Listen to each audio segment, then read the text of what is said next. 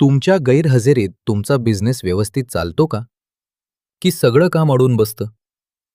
उत्तर नसेल तर महाराजांची ही सिस्टीम नीती समजून घ्या. स्वराज्याचा विस्तार होत असताना महाराजांनी प्रत्येक कामासाठी नियम बनवले. मग ते गडाची सुरक्षा असो वा रयतेचा न्याय.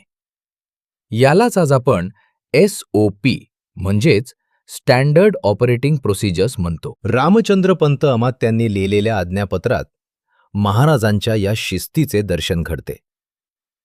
किल्ल्यावर सरपण कसं साठवायचं, इथपासून ते गडाचे दरवाजे कधी उघडायचे, याचे कडक नियम होते. Business lesson. जेव्हा तुम्ही कामाची एक पद्धत, सिस्टम ठरवून देता, तेव्हा ती व्यक्तीवर अवलंबून राहत नाही. मालक रणांगणावर असला तरी गड सुरक्षित राहायचा, कारण सिस्टीम मजबूत होती. तुमच्या व्यवसायातही अशी नियमावली बनवा की ज्यामुळे तुमची टीम तुमच्याशिवायही स्केल करू शकेल.